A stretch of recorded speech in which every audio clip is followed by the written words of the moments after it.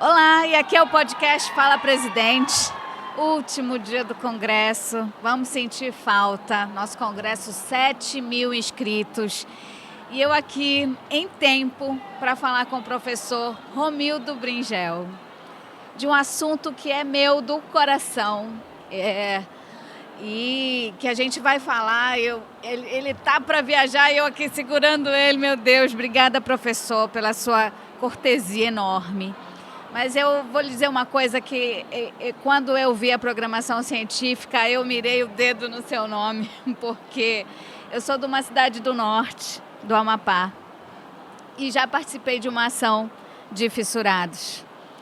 E assim, eu tenho 25 anos de formada, em 2017 para 2018, eu conheci um rapaz de Goiás, um cirurgião bucomaxilo, que trouxe uma operação da Smile Train, se eu não me engano, com um grupo de médicos de otorrino. Era um libanês, eu não lembro mais o nome. E foi onde eu descobri na minha cidade o quanto a gente fica fechado nesse mundinho, né, pequeno e fechado, isolado, e não sabe o que está acontecendo ali fora. E eu fiquei assim chocada, porque eu já fazia um projeto social que era amplo, né? E quando uma vez a gente, numa triagem de projeto social, uma mãe desesperada, o Amapá é uma região muito grande também, mas a gente tem um bolsão de pobreza enorme e a odontologia é uma coisa que tem ausência total. E essa mãe veio dizendo que a gente era a última esperança da vida dela, porque o filho dela, que estava escondido, sem mostrar o rosto, escondido de todo mundo, de 13 anos, e eles não tiram nem carteira de identidade, de tanta vergonha que sentem. E naquele momento eu percebi o valor da minha profissão. E fiquei chocada de não saber que o número dessa anomalia dentofacial tão grave, é tão impactante, que eu não sabia que era grande. De repente eu vi que tinham 200 pessoas, e até indígenas, que convivem com essa anomalia. E para mim foi uma lição de vida naquele momento. Foi muito rápido, não durou porque houve envolvimento político. Mas quando eu vi que o seu assunto na palestra era esse, e o quanto a gente não tem uma mobilização em relação a isso, né, de forma efetiva mesmo, e quantas pessoas têm muita necessidade, e como é uma anomalia dentofacial muito grande.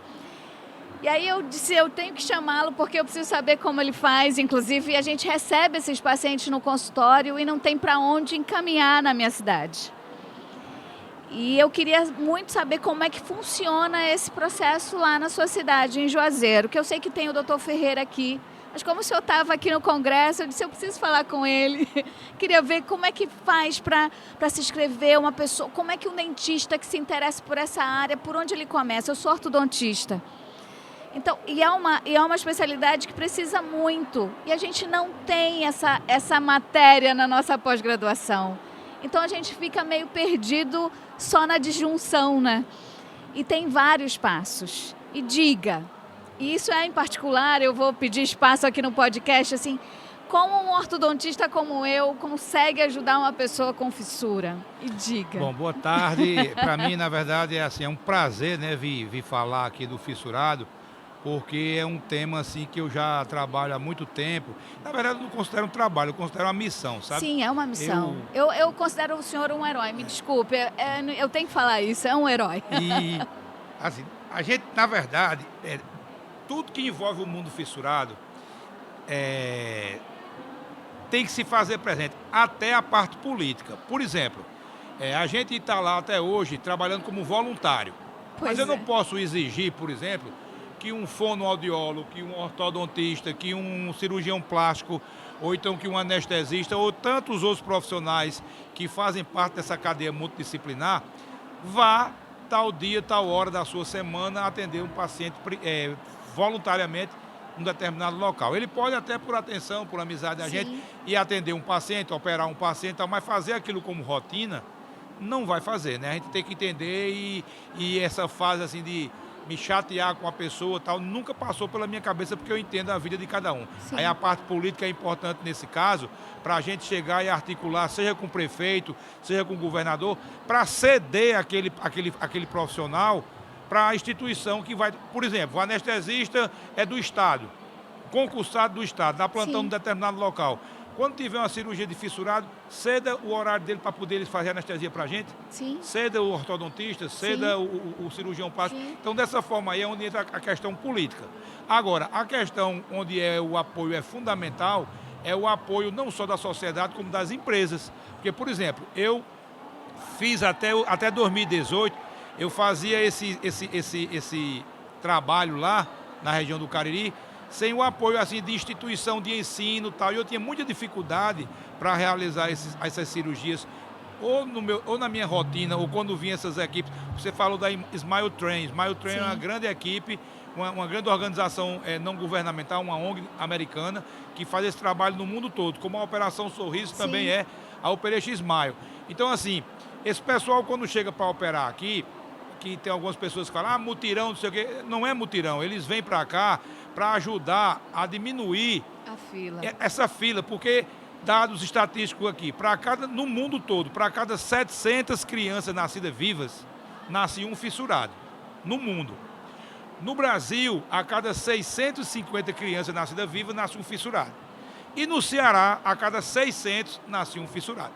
Então, assim, não é uma coisa que é raro de acontecer. Não 600 nascimentos no dia aqui no estado do Ceará, nasce uma criança fissurada. Mas eles se escondem, né? Pois é, aí essas crianças, elas começam, até quando tem 2, 3, 4, 5 anos de idade, elas levam a vida... alguns com 18 anos que não tinham carteira de identidade. Mas quando ela começa a ter um entendimentozinho com os seus 6, 7, 8 anos, ela começa a ficar retraída, a sua autoestima começa a cair, porque os coleguinhas brincam, fazem graça com ele, o famoso bullying, né? Sim. E essas crianças se escondem.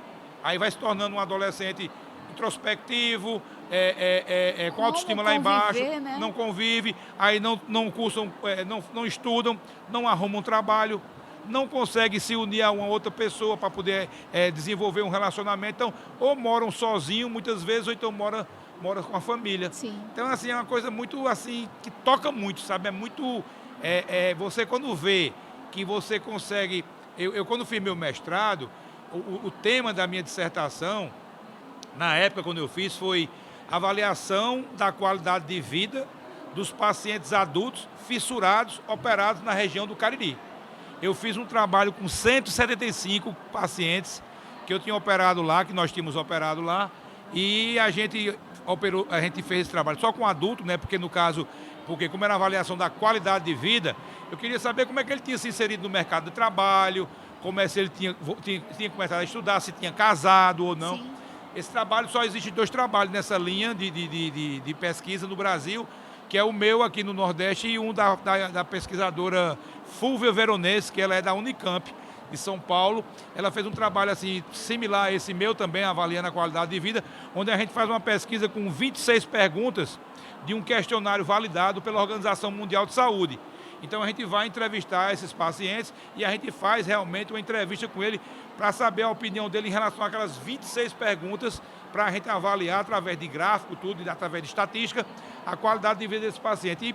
E fiquei assim, impressionado como é muito parecido o que o paciente do Sul ou do Sudeste passa em relação à sua qualidade de vida em relação ao Norte-Nordeste. Então, por exemplo, nas 26 perguntas do nosso questionário, a pesquisa da pesquisadora lá de São Paulo, junto com a minha, 24 questões, as respostas são similares. As únicas 2 que tem diferença é na questão sexual, onde eu consegui, onde lá no Sul, o paciente que, quando eu falo a questão sexual, assim, pela questão, a gente pergunta, você conseguiu casar ou ter relacionamento Sim. com alguém? E lá, algo em torno de 20% desses pacientes disseram sim. Na minha pesquisa, só 10%.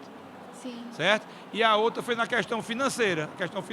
Aí, pela questão de mercado de trabalho e tal, o mercado do Sul é um mercado maior, mais aquecido, paga melhores salários, vamos dizer assim, do que o Norte. Então, os pacientes de lá relataram uma questão salarial mais importante também do que o que foi relatado aqui no Norte e Nordeste. O resto, as perguntas são idênticas. As respostas são idênticas, aliás, onde a mesma aflição, a mesma ansiedade, o mesmo sacrifício, a mesma vida dura que o paciente fissurado do sul e do sudeste do país passa, o do norte e nordeste passa também.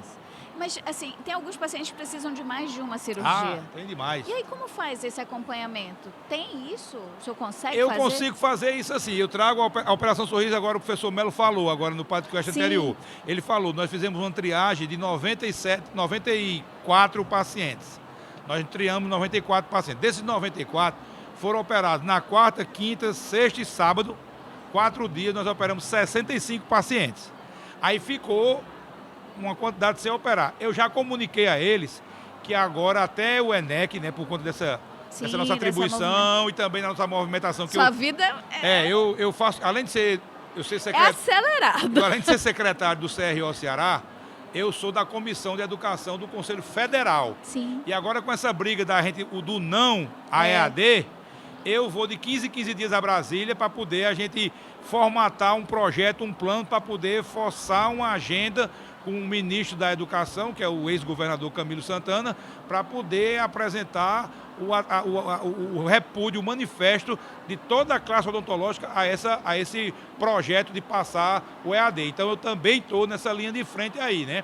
Então assim, eu conversei com os meus pacientes que não foram operados e disse a eles que depois do nosso ENEC, que termina nos dias 2, 3, 4, eu disse a eles, depois do dia 15, eu vou marcar uma reunião com todos vocês e vocês vão ser operados até dezembro, logicamente que num nível, num fluxo menor do que da Operação Sorriso, com certeza. 2, 3, 4 cirurgias por semana e nós vamos colocar, mas é uma coisa que assim, a gente opera 2, 3, 4, 5 nas 10, então é uma coisa que... É inglório, a gente precisa de mais dentistas preparados. Precisamos de mais profissionais, o fonoaudiólogo, né? Do ortodontista. Ortodontista o ortodontista, o paciente que tem lábio, o ortodontista, lábio fissurado, o ortodontista não tem uma participação tão efetiva. Mas quando depois... o paciente tem a fissura palatina, por exemplo, aí não tem como a gente operar e depois do paciente não tem que ir para a ortodontia para poder alinhar aqueles elementos dentários e depois preparar ele, para né, fazer o enxerto.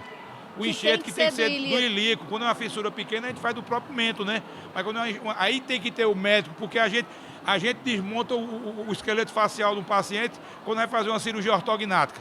Sim. O cara, quando bate com um carro, com a moto num poste, faz uma LEFO 1, LEFO 2, LEFO 3, que é a disjunção craniofacial, a gente vai e bota na posição e deixa tudo ok. A gente não sabe tirar o enxerto do ilíaco? Lógico que não, mas por questões éticas, nós não podemos ir lá na região do ilíaco tirar um pedacinho de osso. Aí nós temos que, para fazer uma cirurgia dessa, depender de um ortopedista ou de um cirurgião geral. Ou então do cirurgião plástico que se proponha a ir lá no ilíacozinho do paciente, tirar um pedacinho de osso e entregar, tome, vai lá e você vai, coloca no enxerto.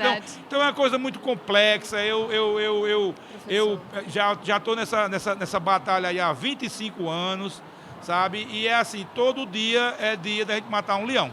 Professor, eu como mãe, quando eu participei desse projeto, eu fiquei assim, gente, eu não posso reclamar nunca mais, mas eu tenho que agradecer profissionais e pessoas como o senhor. Eu vou botar aqui no meio para lhe mostrar.